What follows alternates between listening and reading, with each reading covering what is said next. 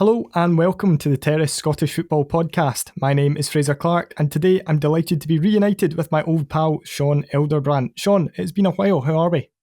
Yeah, good mate. It has been a wee while. I think it was the kind of back end of last season, the last time that we spoke on one of these. No, things are good. Obviously, still doing my comps for Falkirk, and the Bairns are flying high towards the top end of the championship. 5 wins from 5, pretty good stuff so far. What about yourself? Regular listeners may have noticed that round about the time that A View from the Terrace comes back on television, myself and Sean pop up on the podcast. I don't know if those things are linked, like I couldn't possibly comment, but those things may be linked. May or may not be linked. Just wait until the time that we take over the TV show and then they're lumped with doing podcasts at 8 o'clock talking about League 2 clubs. So we know we've hit the big time. Anyway, as you may have noticed, with Craig Gordon-Telford and Sean McGuigan both unavailable, we have been unable to secure licensing of their patented 3-game format, and instead I've stolen an idea from Craig Fowler that is not patented. So over the next 60 minutes or so, we'll be choosing one club from the Championship, one club from League 1, and one from League 2 each, and placing them on the panic scale. If you've not listened to the Premiership podcast on this is a 5-point scale that moves from chilled out man to it's fine, things are fine, to not sure about this, we're in real danger, and what the fuck is happening. I've spoken for long enough, as I'm starting to get a sore throat today, and it's been hanging over me that I may not be able to do this podcast, so we shall start, Sean, with your pick from the Championship, whilst I drink some hot tea. So to kick off with the Championship, I thought we'll take a look at a club who I think are just really struggling at the bottom of the table just now. So probably going for 0.5 on the scale of what the fuck is happening, and that is at Airdrie. It's quite incredible. You look to the back end of last season, getting into the playoffs and whatnot, a really good first season back in the Championship. Everyone was lauding the football that Airdrie played. Really good stuff, really progressive football. Rhys McCabe with a real identity for his team. And yeah, they were a real shining light in the Championship last season. And just for whatever reason, which I'm sure we're going to kind of come on to and discuss what those reasons may be, it just doesn't seem to be clicking at the moment. And they now find themselves bottom of the Championship, 4 points from their opening 6 games and having a -10 goal difference, which is quite incredible to go from that kind of free-flowing team of last season to what we're seeing just now, which is just a team which seems to be really lacking in confidence. Yeah, I think I thought Airdrie might struggle a wee bit, particularly at the start of the season. I didn't expect them to struggle this much, and it was actually not until I went on to Nary's Toe Poker to kind of refresh my memory of the players they lost. Like, you look at the quality that went out. Obviously, they had Cammy Ballantyne scored against them at the weekend, and Aaron Lyle, who was on loan from Rangers at Airdrie last year. I think he played a really big part in that win. They also lost Callum Fordyce. Kind of forgot about that. It was a huge loss. Callum Gallagher was in and out the team. Josh Ray, first choice goalkeeper. Charlie Telfer was phenomenal last season. He moved on. Nikolai Todorov was another one who was maybe a bit like Gallagher, in and out the team, but he's a useful player to have at that sort of level. And I think at the moment, Todorov or Gallagher wouldn't be the worst option when you've got a team that's really struggling for goals. Josh O'Connor, I don't think he'd ever really quite kicked on in the way they hoped. But again, another guy who had an option in Gabby McGill. Oh, and Kene Omegwa as well. So you've got like so many good players that were out the door.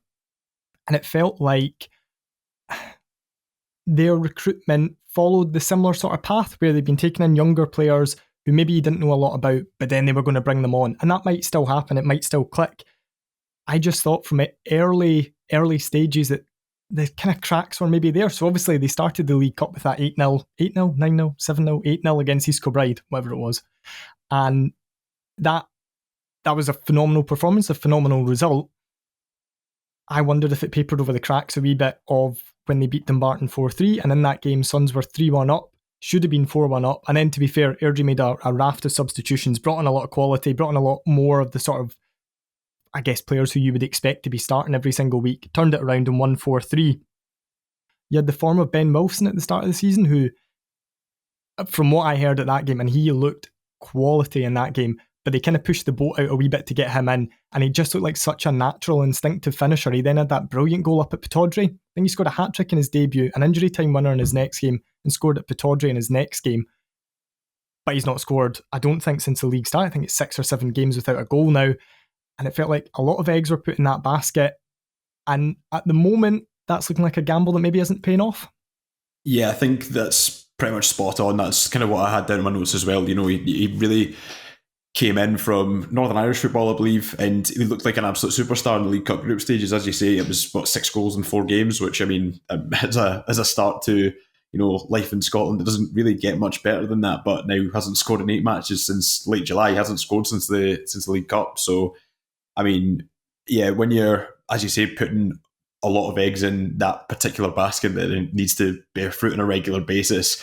And you kind of mentioned before, obviously, goal scorers in the form of Todorov and Gallagher. Of course, Gallagher was kind of in and out of the team. So was Todorov. They didn't have like a central focal point in terms of providing lots of goals last season. But, those guys who maybe score 5, 6, 7, 8 goals over the course of a season now not being there, and you're kind of more reliant on one singular sole striker when he's not scoring goals in the league, then that's a big a big gap to try and plug.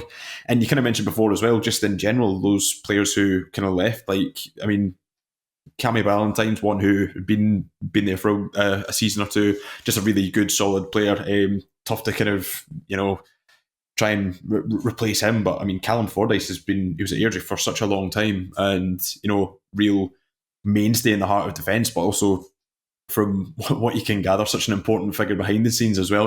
Part of the coaching staff with Rhys McCabe, and I'm not too sure if there's anything that's particularly happened behind the scenes there. But I'm total speculation. But for someone who I believe that they're cousins, for him to move on, it just seems like a fairly strange kind of situation. Although it might just be a case that Wraith Rovers were able to offer him a move and they didn't want to turn that down. But like someone of his stature as a player and a personality as well, to lose him in the heart of defence. And you mentioned before as well, Charlie Telford was their kind of player of the year last year.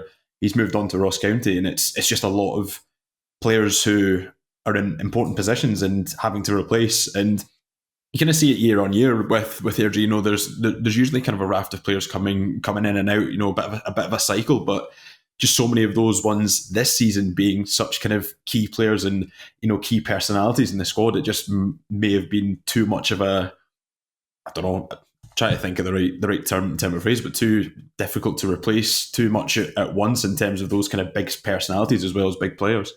Yeah, and the stats, if you look at them, are absolutely terrible. I mean, I looked at it today.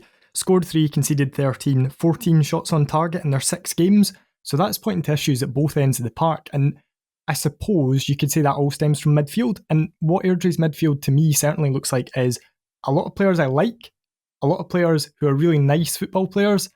Maybe there's just a lack of nous, a lack of kind of the horrible guys in there. Somebody who, I don't know, knows how to take a foul, knows how to slow the game down at the right time. Somebody just with that wee bit of kind of leadership and experience in there.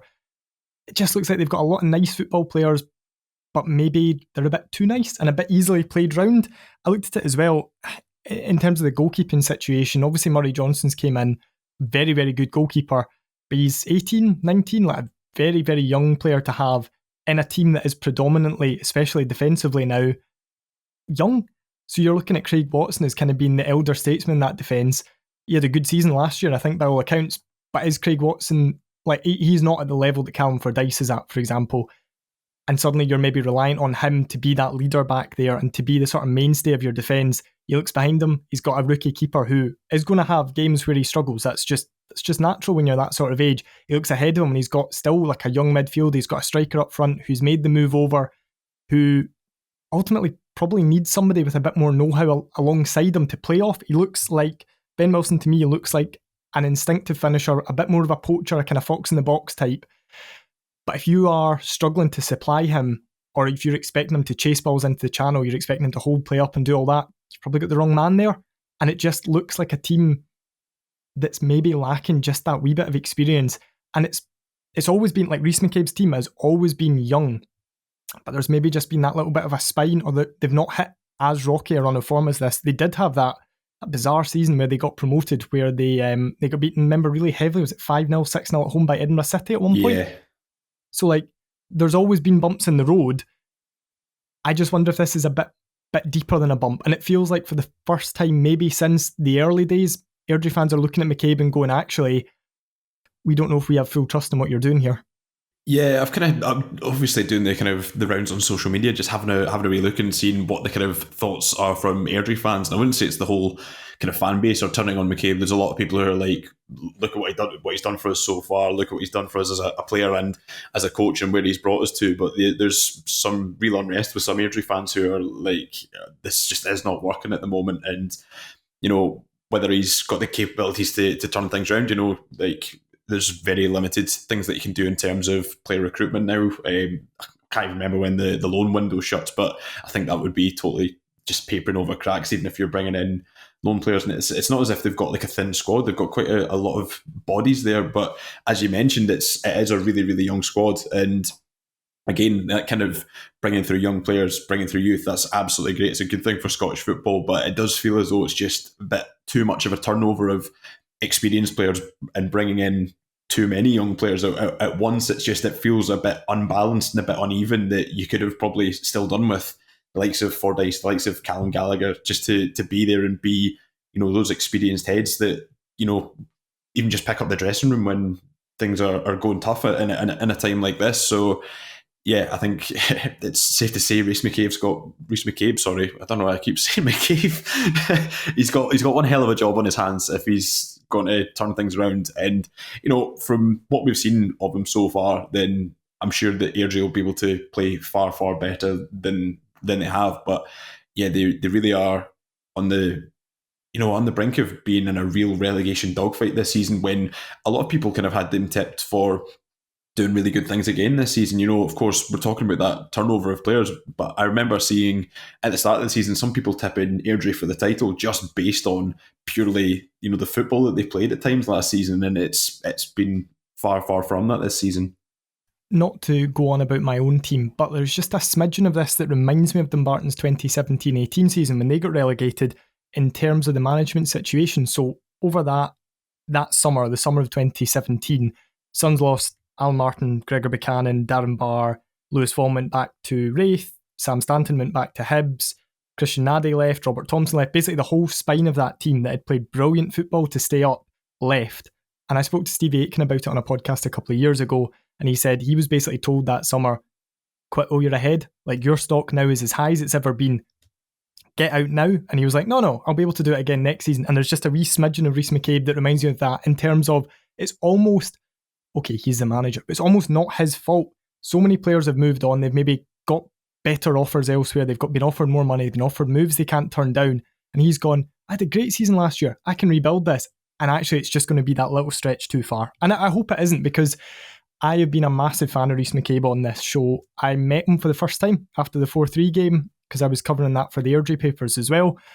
And he was great. He was really, really interesting to talk to. It was just me and him stood in the tunnel, like really, I don't know, less. I thought he'd be slightly intimidating, but I wasn't intimidated by him. And he had a lovely handshake as well, very soft hands. So that's always reassuring. That's it. That's what kind of sets managers apart, as if they use moisturiser or not. Yeah, that's the standout factor. I always rate. So if any managers or players that I do post-match with, I'm quite rough hands. I don't know why I'm commenting. I do not use hand moisturiser. I will move on to my pick from the Championship, and I am placing this club in the not sure about this category, and that is Wraith Rovers. Now, I watched the highlights of Wraith's game with Hamilton, and within about 90 seconds of the game starting, in those highlights, probably less than that in the highlights, I had probably moved Wraith down into the we're in real danger, as they conceded a catastrophic goal inside the opening minutes again. And this has become a bit of a hallmark under Neil Collins. So you go to the Ayr game, which was his first game, and they conceded directly from their own kickoff to go 3-2 behind, I think. Yeah, it must have been 3-2 behind at that point. You then had the Dunfermline derby live on BBC Scotland a couple of Friday nights ago, or last Friday night, whenever it was. Time's all kind of merging into one. It was a while ago. By the time you're listening to this, it was some time ago. It's irrelevant. And they went down to 10 men after about 15-20 minutes of that one. And in this game, I think it was 90 seconds there or thereabouts after the whistle went, just a hopeful ball is sent forward in the rough direction of Ollie Shaw. Liam Dick kind of headers it back, or tries to header it back in the style that a dog headers a balloon. So like, he jumps and he does the motion and he makes contact with the ball, but it's like the ball doesn't weigh anything, so it doesn't move. Kevin Dubrovsky comes out, he clatters Ollie Shaw, it's a penalty, and Kevin O'Hara sticks it in the back of the net. And I looked at that and thought, oh dear, maybe things are worse than I thought they were for Raith Rovers. But for the rest of that game, if you ignore the 2 goals, doing the true Duncan Ferguson, if you ignore our defeats, we're undefeated. If you ignore the 2 goals, Raith looked dominant in that game. And from everything I've read about it, they were well on top and they should have won. Now, this is something we're going to come on to when we talk about my own team. Is that a good sign or is that a concerning sign? I suppose if you want to look at it in blunt facts, Neil Collins has came in. He hasn't won a game and they've thrown away a 2-goal advantage in 2 of those games. That's concerning. That, on paper, probably looks about as bad as it can get. And if you factor in the fact that the Ian Murray sacking felt like one of those where the fans weren't baying for blood. So it wasn't like one of these situations where the man comes in and he's like, right, he's got a mess to tidy up, we'll give him time. It was one of those ones where, right, okay, this is an interesting call. The board almost need to prove to the fans that they've made the right call. And maybe on early signs it's a little bit concerning that they haven't.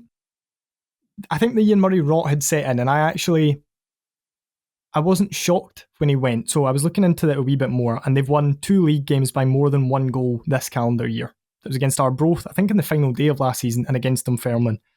So under Ian Murray, it hadn't maybe been as great as the final table looked, if that made sense. But if you're sacking your manager after 1 game of the season, it felt like, right, they're going to sack him and they're going to bring somebody in like that. And then we had all the Peter Leaving stuff, and then we had all the David Healy stuff, and eventually Neil Collins comes in. And I'm a fan of the appointment. I posted on Pine Morville about it that I'd interviewed Neil Collins when he was Tampa Bay Rowdies manager as an ex-Dumbarton player. Great guy. Like, so interesting. He had so much time to just sit and talk to him. We spoke about his time at Dumbarton. We spoke about his disappointment at never getting a Scotland cap, and the fact that he felt like if he was born in this generation as a centre-half playing every game in the English Championship, he probably would have Scotland caps. He spoke about his aspirations to manage Kilmarnock, to manage in Scotland, everything like that. And we spoke a lot about Neil Warnock and Mick McCarthy, which was great as well. I'm really hopeful that he does well. But when you're bringing in a manager who Barnsley fans didn't speak particularly highly of, he maybe looks like your second or third choice. He's replacing a manager who, like it or lump it, like or lump the style of football he played, like or lump the fact that they didn't win very many games by like a big margin last season, had been very successful. Feels like the fans are almost sitting there going, right, prove to us why this was the right thing to do. Prove to us why this was the right appointment. And I just wonder where they're sitting at that, despite all the good signs on Saturday. Losing the 2 goals in the manner they did.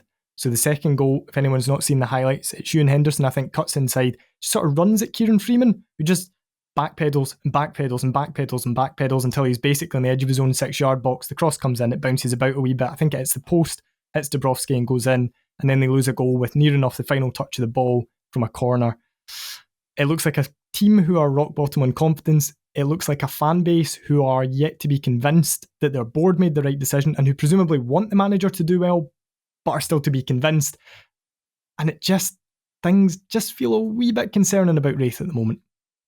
Yeah, I think that's fair. Especially when you kind of put it in the terms of the management, like Ian Murray leaving, you had that period of uncertainty. Will they, won't they, with various candidates, and then Neil Collins coming in, and also just the nature of, as you say, after 1 game sacking Ian Murray, it felt as if like this next Rovers appointment needs to be what takes him to the next level to go and try and win the title. That's kind of what it felt like. And obviously it's still very early days for Neil Collins, but yeah, it's just trying to he's came in, and I think he's kind of more favours a back 3/back 5 sort of formation, trying to change the way that Rovers play just a wee bit.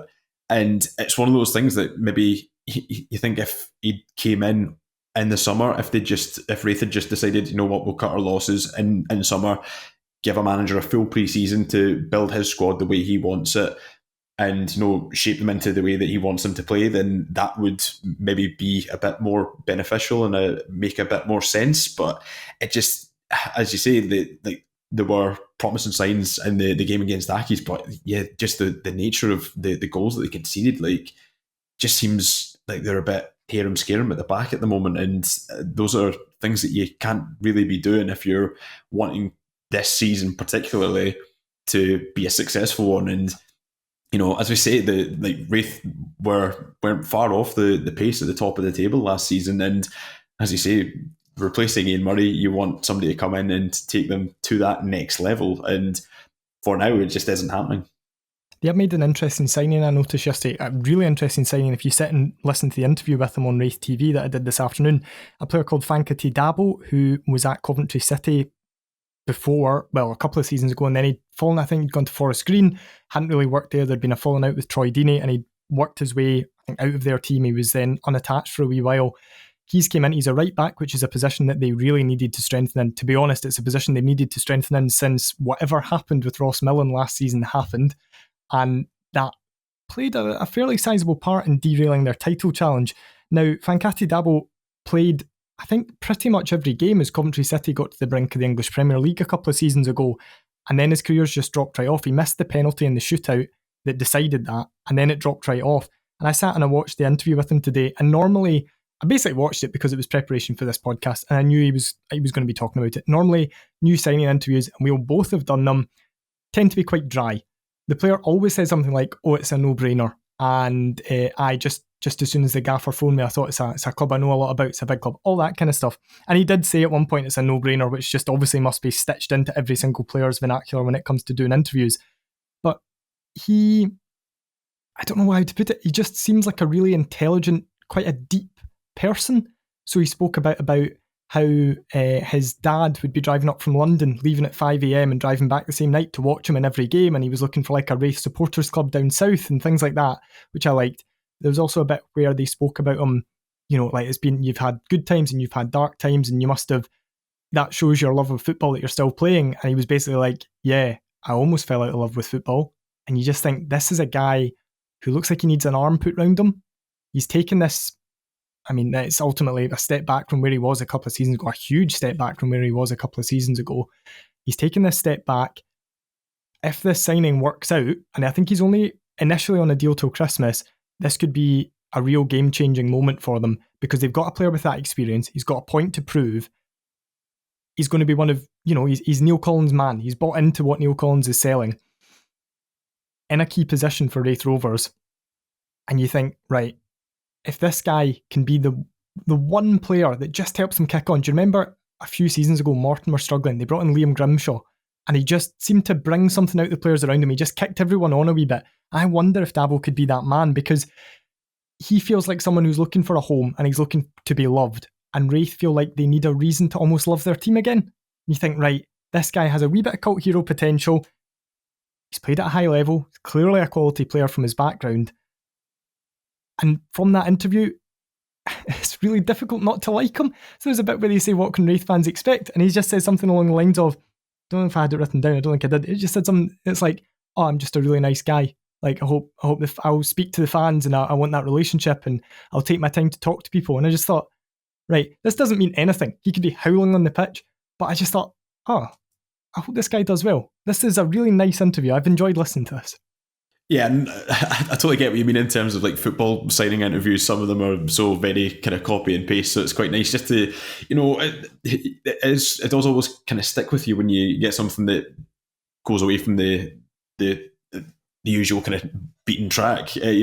Just having that bit more kind of, I don't know, personality and just kind of genuineness, it does make you kind of really want to root for a player. But from a purely selfish standpoint, his first task this weekend is going to be trying to keep the Falkirk left hand side quiet, which at the moment trying to keep Falkirk quiet is fairly tough. But I think, yeah, if he's the kind of first player to come in and be, like you say, Neil Collins' own signing, and as you say, for someone who's been on the brink of, potentially playing EPL football just not too long ago, to now coming into Wraith. But it's the fact that, as you say, coming across really genuine with, I'm here because I've got a point to prove, not just, I'm here, I've played at a higher level, kind of being dismissive. Someone, you like to see that in a player who is, maybe, as you say, falling out of love with the game to a fair extent, and trying to rediscover the love, and maybe re-kickstart their career. And for Wraith Rovers, if he can show, some of his qualities as to why he was playing in the English Championship and potentially move Rovers up the table and get their season going, then yeah, I don't see why it can't be a really decent signing. Just really curious to see how he gets on in general. It's when you get these kind of left field signings, it was just that kind of curiosity factor that comes across. You're like, I wonder how this guy will get on. Sometimes they're great, sometimes they're terrible. Which will it be?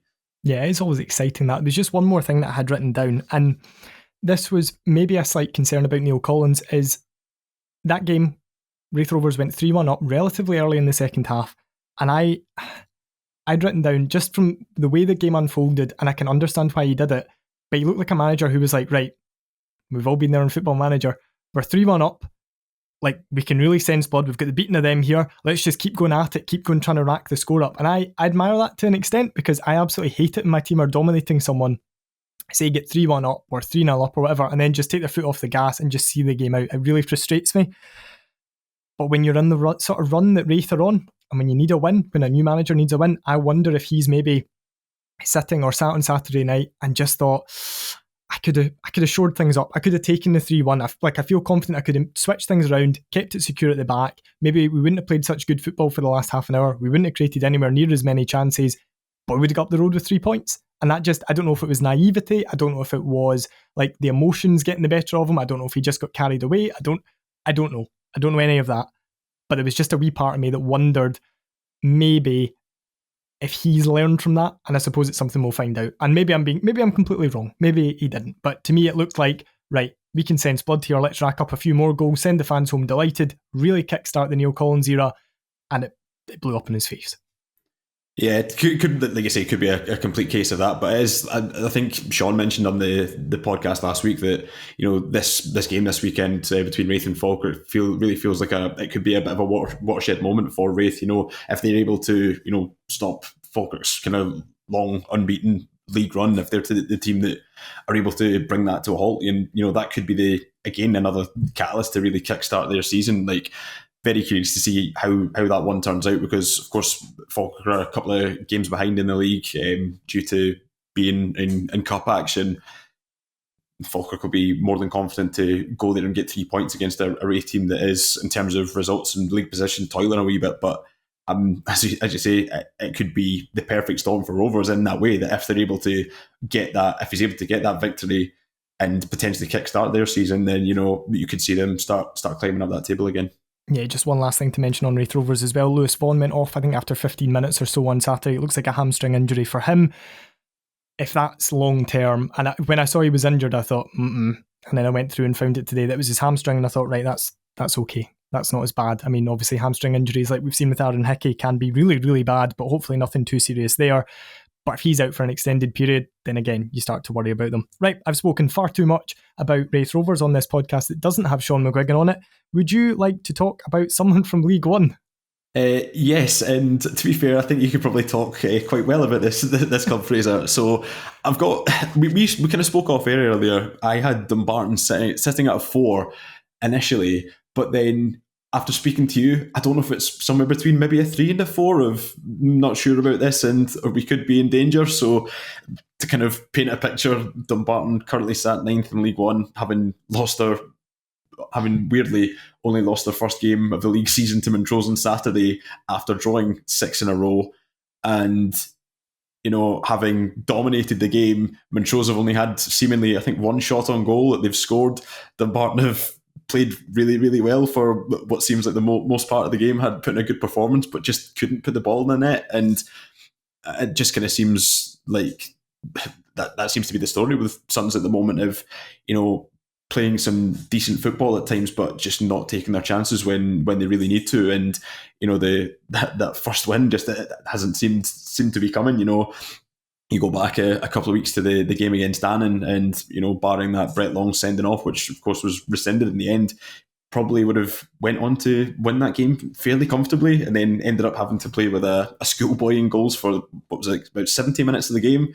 I did hear, I can't remember who it was from, it was somebody, one of my colleagues at work mentioned about this young Dumbarton goalkeeper. He was like a really young 16-year-old boy, And then I went and seen the footage, and I just seen him in the goal frame, and I was like, that is the smallest goalkeeper I've ever seen. It was literally like turning up at a high school pitch. So, I mean, just a wee shout out to the young boy Luke Smallwood. Fair play. That's quite the story to get chucked in for, the majority of the game, and really probably unfortunate for him to not have kept a clean sheet in his debut. But yeah, just in general, like I say, you can probably talk much better than I can on this, but it just seems that things are looking good in places for Dumbarton in terms of, that the way that they're playing, and, this, that and the other. But the crucial part of results and putting the ball in the net just doesn't seem to be falling into place.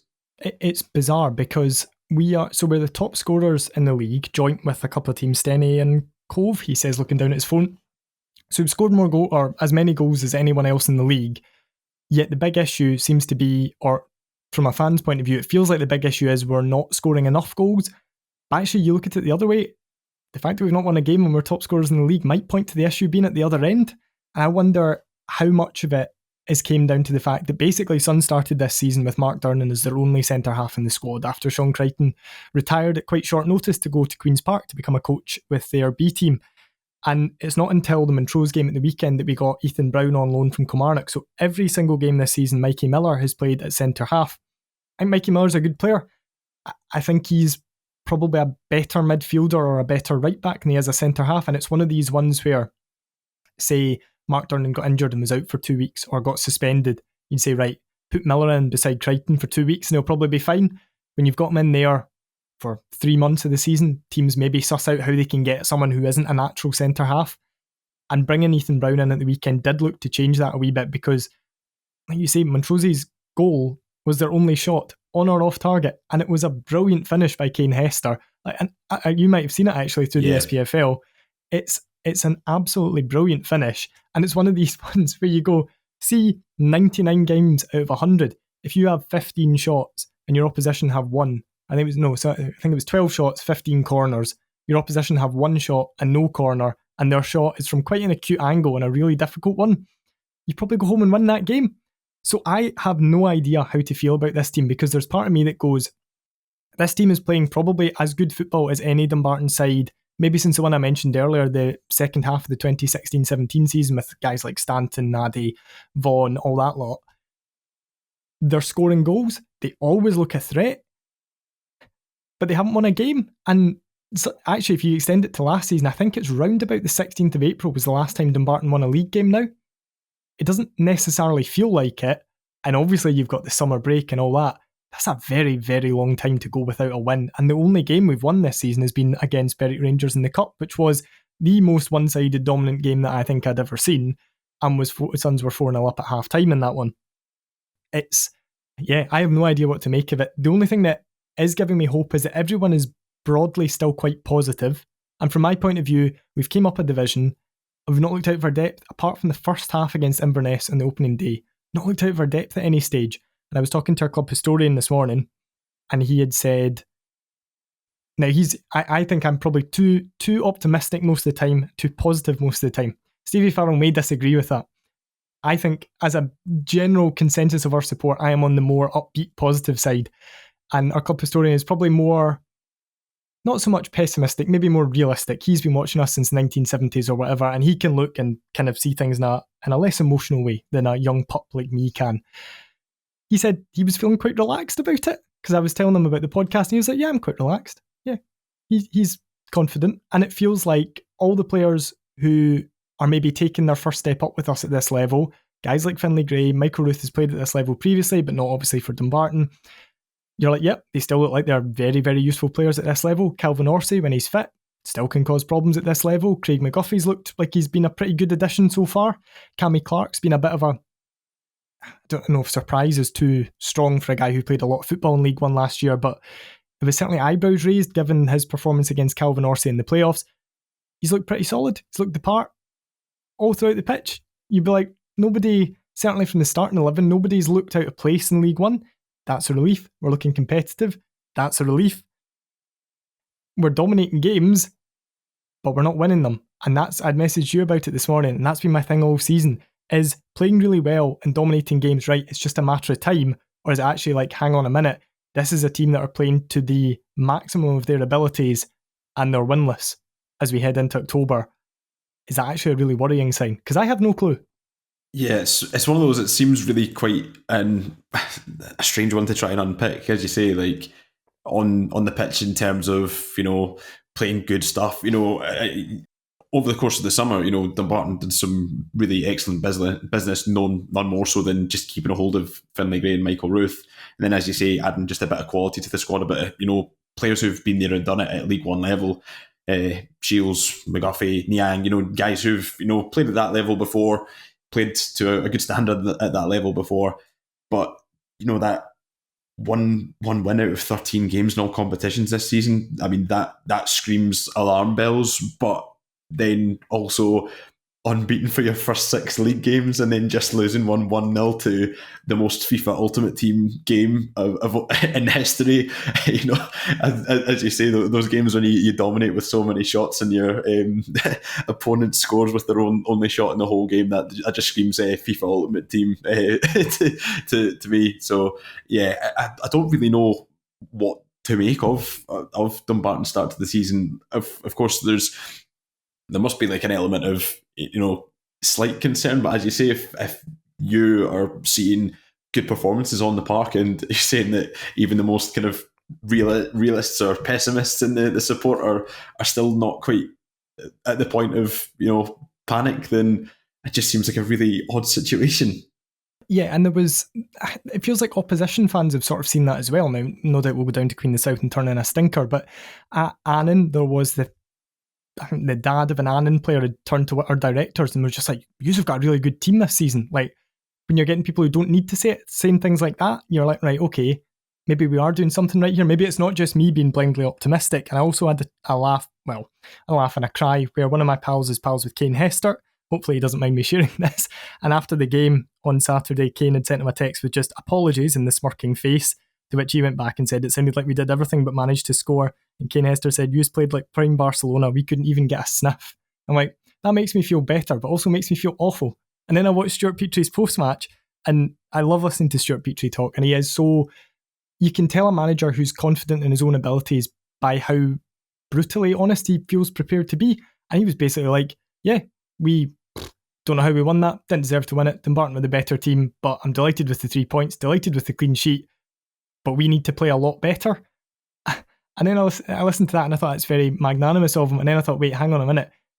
If they beat us when they were playing at their absolute worst and we were playing really, really well, maybe I should be concerned. So I have no idea. The other thing that's given me a bit of hope is it felt like Suns fans, well, they certainly were very quick to turn on Stevie Farrell last season and the season before that. And that hasn't happened. It's been broadly supportive. So it doesn't feel like the mood around the club doesn't feel like it's 1 win in 13, 1 win in 14 or whatever it is at this point. That can change, but it feels like if the mood around the club is going to stay positive and the performances are still staying positive, it's maybe only a matter of time before the form turns around and before we get a couple of wins. Maybe that's me being overly optimistic. Maybe I'll be on here and we'll be doing this again at Christmas time and we still won't have won a game and I'll be like, listen, we are playing like prime Barcelona here, but we have just lost 15 consecutive games.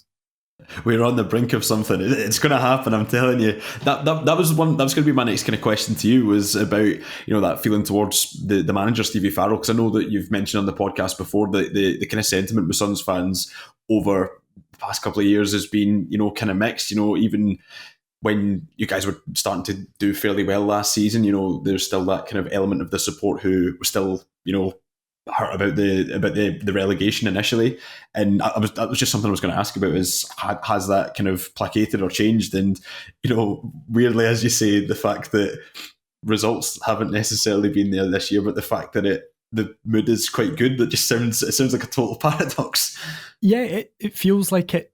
I don't know, there was a stage last season, I can't quite put my finger on when it was, maybe the 6-2 win at Spartans, where it felt like everything just reset, where I think we could see players like Gallagher Lennon, Cian Newbury, Jay Hogarth growing on the pitch. So you saw these young guys who came in, Cian aside, they had quite rough starts. So Jay and Gal both kind of struggled at the start, and then you watched them every week growing and getting better and better.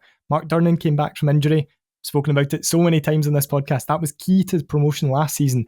But then fans looked at it and thought, all right, hang on. Farrell's had to do the season without this guy. He's I assume, Durnan's our captain, he'll be one of our best played players. I would assume he's like, right, okay, maybe he's not had a fair crack at it this season.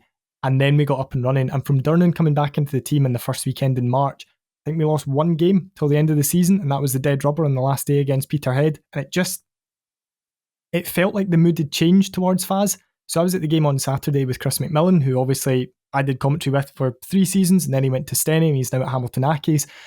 And that was the first time he's seen us this season.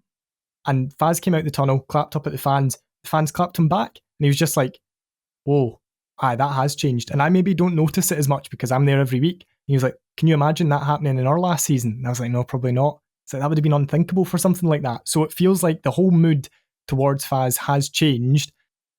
I actually thought it would flick round quite quickly if we didn't get up and running and get off to a flyer. That's not happened.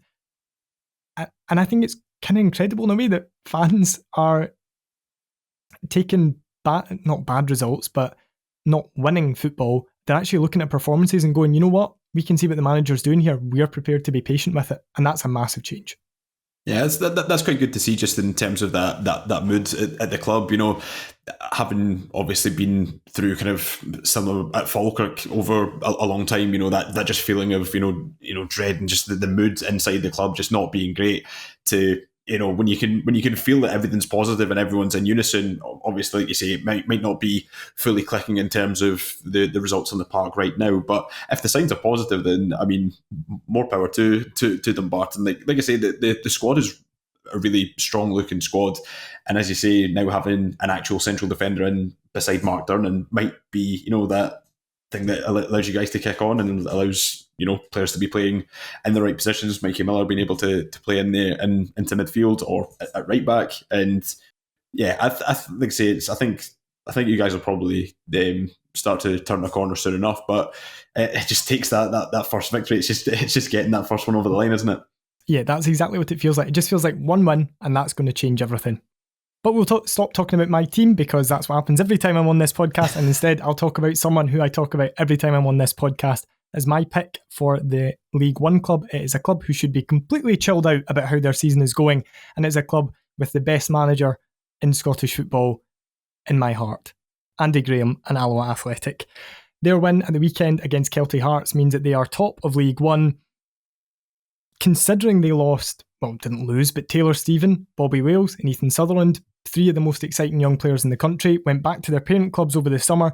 They've not signed particularly, they've not been a busy club at all, actually, probably one of the quietest clubs in League One. They've just quietly kept things ticking over, and they are looking excellent this season. And I wonder, in a league as tight as this League One is, if that continuity might just be their kind of secret ingredient that they've got, because it feels like under Andy Graham's management, and bear in mind that's now 9 defeats in 40 games for him, he's managing to just get a wee bit more out of everyone who's in that squad. So they've got a couple of exciting youth players that we've spoken about before, in Stephen Buchanan and Luke Rankin. But Kevin Colley, who has been at Alloa since I was about 8 or something like that, feels like he's been there a very long time. And Connor Salmon, who I think towards the end of last season there was maybe might be time to move Connor Salmon on, shake his hand, say thanks for your services, but if we're going to be looking to win the League One title, you're maybe not the player. 2 of them are really, really kicking on this season. And it looks to me like Alloa have a very, very good chance of winning the league this season. Yeah, I think you're absolutely spot on. And so at my work at the SPFL, we tend to have a predictions thing, like competition every year. Loads of different predictions for all throughout the leagues, this, that, and the other. And it came to League One this year. And initially, I went. I don't know what it was. I think it might have been that the kind of sensibility factor about Alloa. I think, as I say, I think Andy Graham's done a smashing job since he's came into the club. I just kind of thought that, as you say, with that kind of tight nature of what League One has kind of turned out to be so far, I kind of fancied them in my head. I was like, I think Alloa could be right up there, and I had initially went for them, and then silly of me decide to change and go for Arbroath. So I mean, this is one of those things. This is why you always go with your heart rather than your head in these sort of situations, because that hasn't turned out too well so far. But no, I think you're absolutely spot on. Over the summer, it was a real kind of question I had, that how do you replace the likes of Taylor Stephen, Bobby Wales, Ethan Sutherland, those young gems, but just having that kind of solid That's probably the best way that I can describe Alloa. It's just, solid, sensible, and just pretty good across the board, to be honest. I think quite incredibly that Connor Salmon's goal at the weekend, that was his 99th in Scottish football. I mean, his next is going to be his 100th. Like, a player who, of course, burst onto the scene with Kilmarnock about 14 years ago, and the fact that he's still got that longevity, that he's still able to score goals and contribute for a team which is pushing up towards the top end of a league table this season is quite incredible just in itself. But yeah, I think, as you say, someone like Andy Graham at the helm, he seems like he has his head screwed on, and the fact that having to try and replace that sort of quality, you would have thought maybe there could have been a drop off, but they just seem to have kicked on fairly well, and picking up results and rightly at the top end of the table. Connor Salmon's such an interesting one as well, because when he went to Alloa, I don't know, you'll know better than me, but his time at Falkirk was maybe a wee bit underwhelming for a player with his, I suppose it was maybe the wrong time for him to be at the club, and a lot of players struggled. But for a player with his background, you expected him to come to Falkirk in League One and really look a class above, and it didn't happen. I'm now looking at his goal stats though for his time at Alloa, and he's not shy. I think he might just be over 40 goals for them that he's got in their time there. Like, that's as prolific as Connor Salmon has been anywhere in his career. And it's that aspect that players don't seem to go to Alloa and do badly. I'm trying to think of players who have signed for Alloa and then had a stinker of a time and gone somewhere else and really kicked on. And it's, at my own club, look at Kevin Nisbet, signed for Dumbarton, had a dreadful time, and then obviously has gone on to be one of the best strikers in the Premiership, play for Scotland and all sorts. From Alloa's point of view, it feels like players go there, not always players that you fancy, players that you might think, well, it's an alright signing, and they actually kick on and they stay there, they find a home, and they start playing some of the best football of their career. And I wonder if Connor Salmon's just an example of that. And that might come down to exactly what you say, like sensible old Alloa with their same squad every season and the continuity. It's really, and the same kit for basically the past 5 years, it feels like as well. How boring are Alloa? They always have the same team, and that continuity is excellent. Like, that's what has been behind Montrose's success, and I go on about Montrose a lot for their success in the continuity, and I probably ignore Alloa a wee bit, maybe because they were in the Championship for those couple of spells and then dropped back down, and they've just sort of gone out with my radar in that regard. But that continuity has been huge for them, and it looks like a club that's a great place to play football. And I'm also so excited to see young players coming through. We spoke about this, I can't remember if it was me and Telfer or me and Sean or who it was, but we spoke on a podcast a couple of weeks ago after the Alloa Partick Thistle game in the Cup, where Stephen Buchanan, I think, looked like the best player on the pitch. Obviously, at the start of the Betfred, you had Luke Rankin, who looks like he could be a real gem. And it's like, hang on a minute, we've got a club here who is getting the most out of these players who have been there for a while, and it's bringing through youth team players who look more than ready to make an impact on the first team. It's all very grown up. Like, this is the stuff you expect from a full-time club who's maybe sitting 6th or 7th in the Premiership. This isn't the sort of stuff you expect from a League One part-time team. Everything about them just looks so professional. Yeah, it's just that kind of that well-run nature, isn't it? Of, that's something that you kind of tie in with Alloa over the past however many years. And yeah, I think the kind of comparison to Montrose as well, those clubs who have that continuity, those staples of the club, whether it's the certain players who've been there for a long time, or bringing through young players, or even just, as you mentioned, being able to bring in young loan players. And when you kind of mentioned that about players who go to Alloa, don't do too well, and then kick on, I was trying to think in my head of any, and there's no real like standout, because for a lot of teams you could probably run through them, as you say, the Kevin Nisbet example with Dumbarton, it's mad, but there's nobody I can really kind of pick off the top of my head that is like, absolutely bombed at Alloa and then, kicked on somewhere else. They just seem like they're in a really good place at the moment, just a really solid League One club who has the potential, to try and go back up to the Championship and, be an asset to the Championship. I think in terms of part-time clubs, I think Alloa are one of the, the best run in the country. I don't think there's much.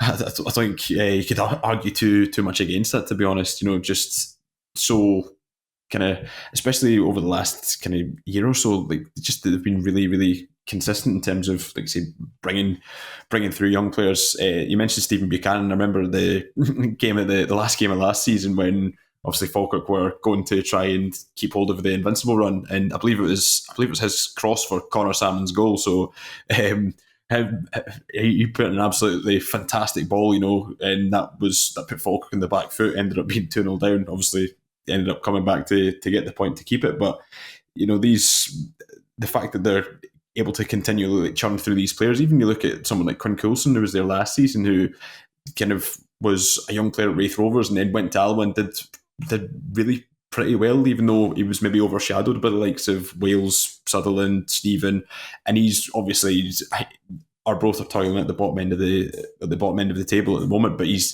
kicked on and got a move to a club who you would have expected to be at the top end of the table. So yeah, I just think they're just a club in a really good place, to be honest. Yeah, my last thing to say on Alloa as well is that Luke Rankin, who has been out since August the 10th, was back on the bench in that game at the weekend, so that'll take a wee bit of the pressure off Connor Salmon. And again, after his start to the season, I'm really, really interested, really excited to see how he kicks on. We will move on to League Two now. And Sean, would you like to kick us off by talking about a club who certainly don't need any more firepower because they are flying?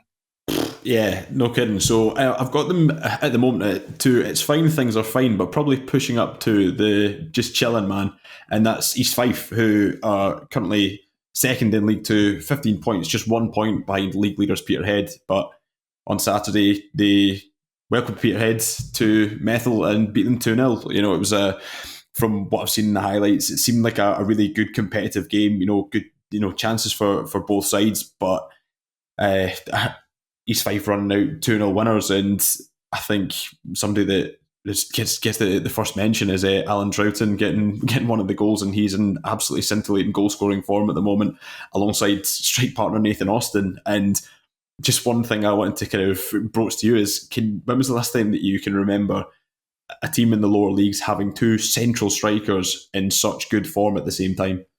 Yeah, the only one I could think of right off the top of my head there was maybe Ian Russell and Andy Ryan at Airdrie a few years ago. I don't know why they popped that. Ian Russell's always on my mind. I've got his top of my wall at home and stuff, but that was just one that came into my mind where I remembered that. The Troughton one is incredible. Like, when will he stop? You turned 39 in November. Why are you still scoring double figures of goals and we're in October? Not even in October yet. He's an absolute force of nature. He is an icon of lower league football now, Alan Troughton. And to be fair, you probably could have said that about him 5 or 6 seasons ago, and it would have been completely fair. When he had that ridiculous season for Albion Rovers where he scored, it must have been coming on for close to 30 goals. And he looks like he's going to do something similar this year. Like 10 goals in 12 games this season. I know he takes a fair few penalties. Still got to tuck them away, but there's no reason why he shouldn't be hitting 20 goals. And it looks like we've got the OG Nathan Austin is back. I don't know where he went, because last season, by and large, when I saw him, I looked at him and I thought, Nathan Austin used to run us ragged. He ran us ragged for Falkirk, he ran us ragged for Inverness, he ran us ragged very early on at East Fife when they beat us in a League Cup game about 10 years ago. And particularly in the game that we played them in August, it was a bit of a sorry sight. He looked like he'd lost the physicality that made him so dangerous. He'd lost the pace, he'd lost the strength. He just lost that aggression, that almost nastiness that he had, where he wouldn't mind putting himself about, then winning a cheap foul, then, chasing somebody down and maybe clipping them and conceding a foul, but everyone had to be in their toes around Nathan Austin. And then obviously he had such a goal threat. And it felt like you saw glimpses of it, particularly against Elgin last season. He has a ridiculous record against Elgin. But I looked at it and I thought, I think injuries have maybe just taken the edge off Nathan Austin, and he's gone from an exceptional League Two striker to being a good League Two striker, someone who would get in every club's squad, but maybe not every club's starting 11. This year, I don't know what Dick Campbell's done there, but he has worked miracles with him, because he looks like the original Nathan Austin. He looks like the guy that burst on the scene, 10 or so years ago from amateur football. He looks superb. Yeah, I think obviously going back a few weeks, but I don't think there's a goal that kind of typifies that more than the goal he scored, the absolute curler. I think it was against Clyde, where he turns his man in the area, edge of the box from a fairly I think he's got a defender on him trying to close the angle, and he just bends it in the far corner, and you're like, that's the kind of Nathan Austin that first burst onto the scene at East Fife all those years ago. And it's really intriguing to see how in we're in a time where football teams tend to play with one central striker with wingers, and this East Fife team is playing with two up top, and they're both chipping in with the goals. East Fife are the top scorers in all four divisions, 18 goals from their opening 7 games, plus 10 goal difference, and in terms of league goals, both Austin and Troughton have got 6 goals apiece. I mean, that's dream man stuff to start the season. Of course, they are just 1 point behind Peterhead at the moment, but after beating them at the weekend, then you've got to fancy East Fife to have a right good go at winning the title this season. Yeah, and you also look at it and think what makes it even more impressive is Dick Campbell's done this with minimal summer business. Now, I initially thought about that, and then I thought, actually, hang on a minute, maybe that's why it's worked, because his recruitment in his last few seasons at Arbroath, that was his big issue, was that he had this really strong core of a team that had been there for a decent amount of time, and then he started trying to make the left field signings, and virtually none of them worked out. So I actually wonder if that's been a little bit of a blessing that, by and large, there's been a few players who've came in. Adam Laref always looks quite good in highlights, I think. I don't know if he's just a highlights reel player or if he has been that threatening every single week, but it looks like Dick and Ian Campbell are getting absolutely everything out of a squad last season that I didn't think had this in them.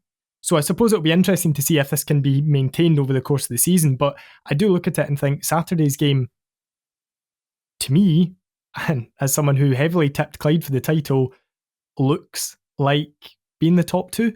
And I saw Peterhead a couple of weeks ago. I think Peterhead are maybe less exciting than East Fife, but maybe a bit more reliable, if that makes sense, just on the basis that Peterhead look like a team who could probably grind out 1-0 results or 2-1 wins. They've just got that bit that will get them over the line. But if you're choosing who you get a season ticket to go and see, at the moment, to be honest, out of all 4 divisions, East Fife would probably be that team. And I would love to just claim Alan Troughton as my own, because I've wanted us to sign him for about 15 years. So it would just be nice to have an East Fife season ticket and pretend that he was playing for us. Yeah, I think the result on Saturday just kind of is the perfect response after they had defeat to Dunfermline in the SPFL Trust Trophy. I mean, fine, I don't think anyone would have been too surprised or disappointed to be losing it to a championship side in the cup, and then that defeat away to Stranraer, where Stranraer seemed like they were the better team on the day. Yeah, I don't think there was too much to argue, but to then bounce back and defeat the team who was flying high at the top of the table to close the gap to a point. I mean, it's just the perfect response, and I think in a division where, as you said, myself, I think pretty much everyone who looked at League Two as a whole at the start of this season would have tipped Clyde for the title. I remember looking at their squad and thinking that squad seems like an absolute joke for League Two, and it just doesn't seem to be clicking for them at the moment. Which I think we're gonna come on to soon enough. But the fact that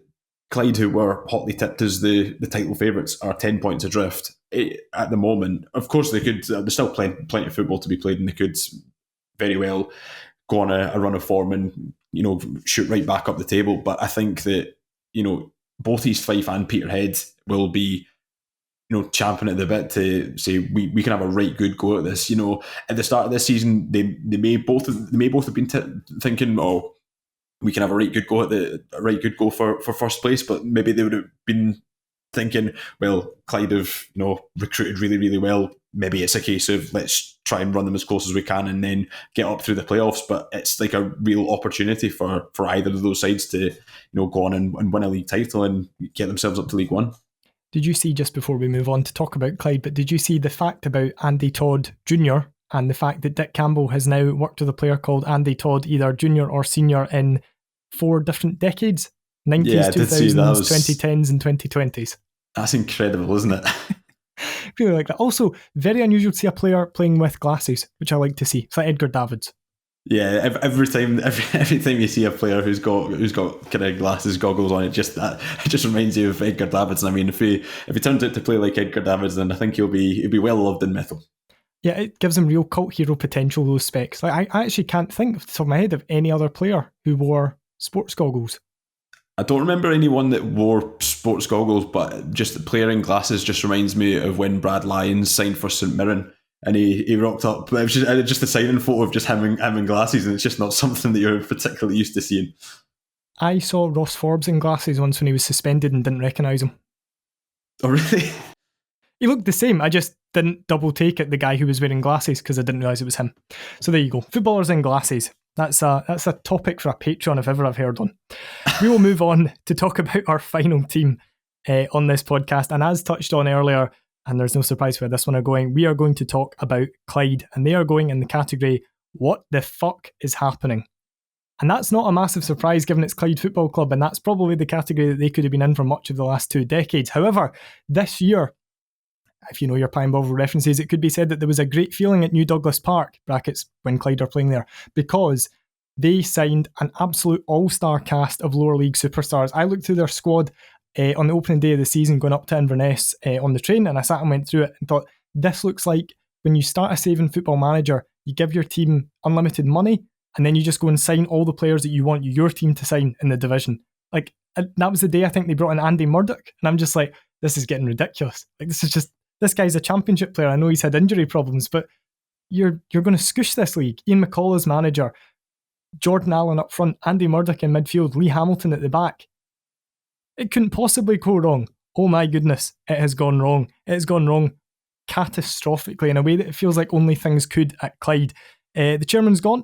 3 months into his tenure, there's rumblings about a serious financial black hole behind the scenes. They've got no chairman, no vice chairman, no financial director. As somebody put in Pine Bovril, no chair, no vice chair, no financial director. Every chance of being bottom of the league at 16:45 next Saturday. Sean, what on earth has gone wrong at Clyde? I mean, I think everything you've just said there, to be honest, it's nuts. And you look at the game at the weekend against Elgin City, Elgin down to 10 men after, 3 minutes, I think, Jake Dozanski gets sent off. And I don't know if you've seen the highlights of it. I literally seen this earlier today, and I'm still perplexed as to exactly what happened. It was like, from what I could tell, it looked as if I think it was Jordan Allen was running through, and it's as if he's just kind of pulled him back. And it was one of the strangest, decisions I expected as soon as I seen, on the kind of scorecast thing, Jake Dozanski, straight red card. I'm thinking, it's going to be, he's going to have absolutely bodied someone. And I watched it and I was like, really? Is that it? And then for them to, go on and not be able to win that game with 87 minutes with 11 against 10, it's quite incredible. We talk about the quality, or the quality of player who are in that Clyde squad, and it's just it begs so many questions as to what is going wrong. Is it the style of football? Is it the management? Is it just not happening for whatever reason? The amount of times that I've watched kind of the Clyde highlights this season, or picked through bits and bobs on Y Scout and such, it seems as though every time I look at the stats and stuff, it seems as though Clyde are getting a fair amount of shots on goal. But then I'm actually watching the shots and stuff, and a lot of it's long hopeful efforts at goal, and not creating too many real clear cut chances. And it just isn't working for them at all at the moment. No, it's, I suppose the major issue that's easily pointed to on Saturday is that they had one shot on target against 10 men for 87 minutes. You think, how can a team with that amount of quality only have one shot on target? I sat and listened to Ian McCall's post-match today. It feels a little bit like the spark's gone from him. Like, that edge that makes McCall what he is, just, I don't know, he sounded a bit hacked off. Obviously, he's going to sound hacked off. They drew 0-0 at home. They've had a dreadful start to the season. But I don't know, he didn't feel quite right. He felt like something was nagging away at him. And he kept saying, in the first half, we played miles better than recently. Yeah, you were playing 10 men. You should have been, you literally had one extra man on the pitch. You should have been playing miles better than recently, because you had a numerical advantage against a team who, presumably, up until they got in at half-time, didn't really have a chance to properly organise or reorganise and work out what they were going to do about it. I listened to that and I thought, he's either run out of ideas is such a cliche for a manager, but he's either sitting there going, my God, I've got this cracking squad of players. I'm telling them to play in a way that I think will get results. It's not working. What's going on here? Or he's just scunnered with the whole thing. And actually, when you look at his record since he came in, it's not good. He's got 12 wins in his 38 games. It will be a year in charge in November. He inherited a shit show, right? He inherited a club that were going to finish bottom of the league. But so did Alan Hale. And Alan Hale has not been back. He's been backed, I've no doubt about it, but not been backed in the same way that McCall was backed in either January or in the summer there. But Elgin look, certainly health-wise, based on the opening games this season, miles ahead of where Clyde should, or where Clyde are, and you would not have expected it to be that way round. The thing that I also keep thinking about is the Logan Dunachie experiment at the start of the season. So you've got Martin Rennie, who's I know he can play out wide, but he's a decent, dependable League 2 striker. He can be frustrating at times. He is what he is. He's a League 2 striker. He'll do a job.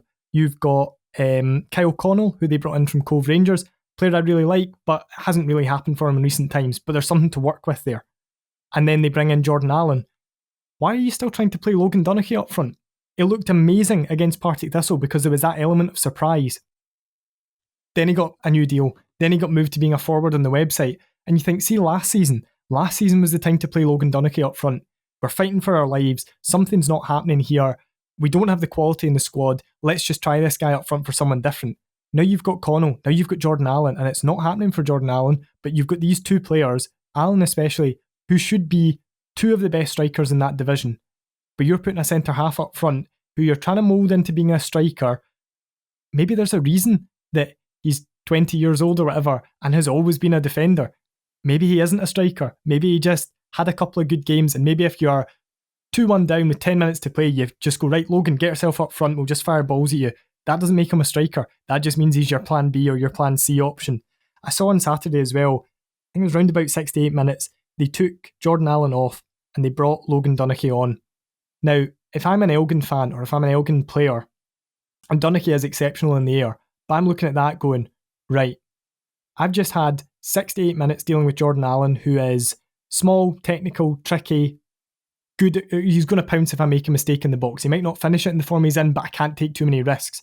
And they're bringing on a big guy. If I'm a centre-half, I back myself to just go and win aerial duels. If that's all you want me to do, just launch the ball at the big guy and I'll challenge him and I'll win them. That's much less of a challenge, and it just didn't feel like it sent off a great signal.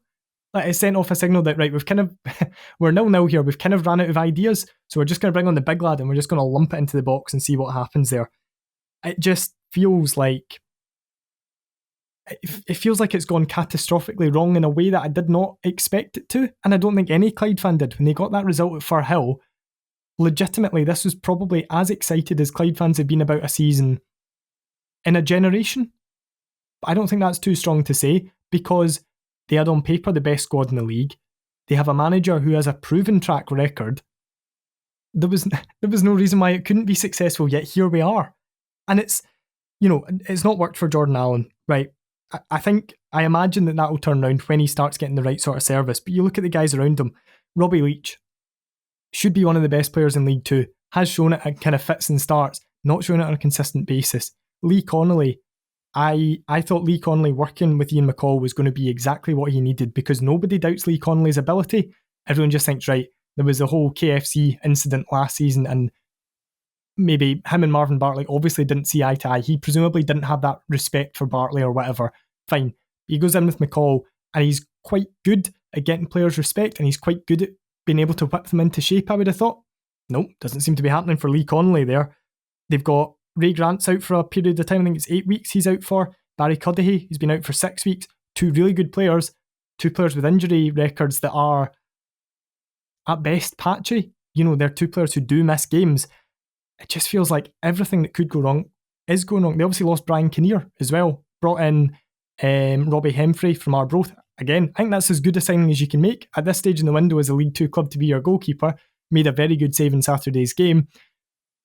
But it doesn't seem to matter who they bring in, because they've got this cracking squad and everything's going to shit.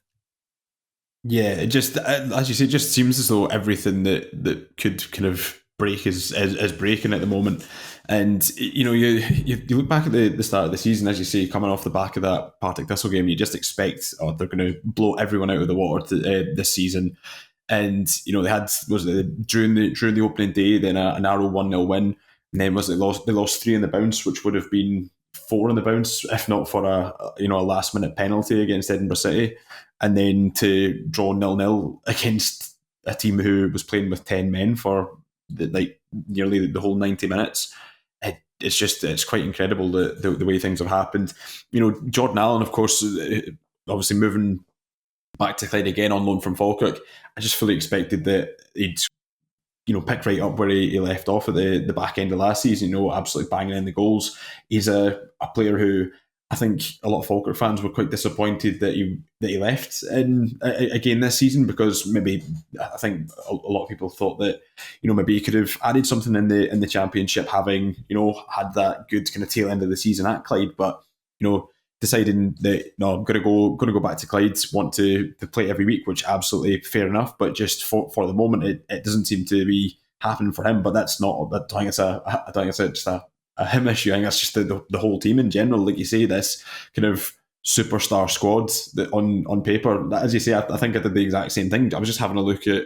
I think I was actually listening to the big lower league preview podcast that Telfer and Sean did right at the start of the season, and I was listening to them talking about Clyde, and I was like, I remembered like Clyde bringing in this good player, and then I was like, I'm going to actually go and have a look at their squad, and it was the same thing as you. I looked at it and I was like, geez, that looks like a squad that's probably be a semi to decent competitive League One squad on the basis of players, like throughout. I don't think there was like a single position where I was thinking maybe a bit of a weakness there. On paper, it's a fantastic squad for this level. It almost seems like a squad that's too good for this level, and it just doesn't happen. And deeper than issues off or on the park is probably the situation off it, where I'm looking at it going, how much have they gambled on this? Like, they've presumably looked at the league and gone, right, Ian, can you get us up? He's gone, I can win you the league. You need to give me X amount of money. That's fine. He's gone out. I assume he has secured most of his first choice transfer targets, because that's what it looks like on paper. It feels like they've gambled a lot on this season. So they've gambled that they're going to win the league, and because they're winning the league, their crowds will go up. And Clyde, to be fair, when Clyde have a good team, their attendances are some of the best in part-time football. Like, they should be reaching for the round about 1,000 folk, even now they're out in Hamilton. But if you've invested effectively a League One budget, and you're getting still League Two attendances, because I think it was 617 were there at the weekend, which, to be honest, is still decent by League Two standards. Don't imagine that Elgin brought a huge number. It's such a trek for them. You start to wonder, like, where do you go from here? So, is the club's future going to be put into any form of jeopardy by this season not working? Like, are they gambling this season, and if they don't go up, then the next few seasons are a write-off, because they've gone, right, this season we have to go up. It's not beyond them to go up. Of course it isn't. That squad, you still look at it, you still fancy it. But for some reason, it seems to be getting worse almost every single week. You look at the results, you think the Edinburgh result, you thought, that is the game for Clyde to get back on track. I don't know the exact financial gulf between those clubs, but you're probably looking not far off a top-end League One budget against, or certainly a top 4 League One budget against a, I'm guessing, mid-ranking Lowland League budget. Nope, haven't managed to do that. Right, will they beat Elgin at home, 10 men, on a big, wide, expansive pitch at New Douglas Park? I wouldn't want to play with 10 men on that pitch for 90 minutes. Nope, can't get the better of them. Can only muster one shot on target into a goalkeeper who is making, I think, just his second appearance for Elgin as well. No. So, if not now, then when do the results come? And although we are still, we're recording this, the last week in September, it's very, very early in the season. When does that points gap become ultimately insurmountable? So it's 10 points or so at the moment. If this form continues for another month, realistically, especially with the sort of form that East Fife and the consistency that Peterhead have shown, that could be 15 or 20 points easily in 4, 5, 6 weeks' time. Doesn't really matter what run they put together. Not going to win the title. And then it becomes the playoffs, and then it becomes a lottery, and are the fans going to be backing them if they're just challenging for the playoffs, if they even get up that far? I don't know. And McCall's Thistle connection probably doesn't help in a time like this. Like, the fans were delighted to get him in because he was the best appointment they could have made. I think they're maybe being underwhelmed by him so far. That's maybe going from being underwhelmed to being just outright disappointed. And you know what it's like, as well as like any football fan will know, if you've got an underperforming manager and there's a stick that you can beat him with, and that stick is that he is a bit of an icon and I think a fan, or certainly his son is a fan of your biggest rivals, it's a stick that you're going to use. He's going to be a Thistle bastard. So they're going to call him. And then the Thistle fans are going to call him Agent McCall. It just makes it worse. Yeah, I'm getting wound up and I'm not even a Clyde fan. I don't care. Yeah, it's just one of those things. It's that kind of snowball effect. But you talk about when does the run end and where do they go this weekend? Well, they're away to Balmer for their next game against the Peterhead side, who are up towards the top end of the table, who've just been defeated by the team who are chasing them. Who will be have a real point to prove. Right, we need to get back. We need to get back to winning ways, and we need to make sure that East Fife on top of the table by the end of the weekend. And yeah, you feel like it needs to turn around very quickly because what's the gap now between them and the top? I think it's maybe 10 points, and 10 quickly, as you say, turns to 12, 13, 14, and then it just becomes no matter how kind of good a run you go on, it becomes kind of insurmountable, as you say, because the teams at the top end of the table, whilst they may, if you go on an absolutely crazy run, you're still probably not going to go on quite as good a run to overturn that points deficit. And yeah, I think it is quite a concern if you think it is that question they ask: are they, gambling the future of the club on this season? The immediate kind of big example that pops into my head is I seen that thing not too long ago about Leeds United, in the early 2000s that just chucked money at it, and then we're like, oh wait, we can't do this. And I don't know if that's the case. I'm told pure speculation, but you do worry with the quality or on paper of squad that they've assembled that might be the case, and they might be putting so many eggs in this basket and backing themselves to get promotion that if they don't, then yeah, you'd shudder to think what may happen. Yeah, that seems like a suitably morbid note for us to end this podcast. We've been through the highs of Alloa and we've been through the sort of my highs of Dumbarton, and now we're ending with the lows of Airdrie. Well, started with the lows of Airdrie and ending with the lows of Clyde. That is all we've got time for. But if that wasn't enough, then remember the Terrace Patreon exists to funnel even more high-quality Scottish football content. Can you tell Fowler wrote this and not me? Right into your ears. He didn't actually, I did write that. Jump onto patreon.com/terrace podcast where bonus content starts from something like £2 a month. It is an absolute bargain. But until next time, which may well be next week if they're filming a view from the terrace, who knows? Sean, thank you. Thank you very much, Fraser. It was good to catch up. It's been a wee while, but yeah, I think we labelled ourselves, what was it, the M team or the Z team last time? The bomb squad coming in when the main guys are away. So no, good to catch up. Good to chew the fat about some lower league Scottish football, and yeah, hope Airdrie and Clyde fans aren't feeling too morbid after listening to it. It can only get better. It can only get better. That is a perfect note to end on. Listeners, thank you for listening, and we'll see you all soon. Good night.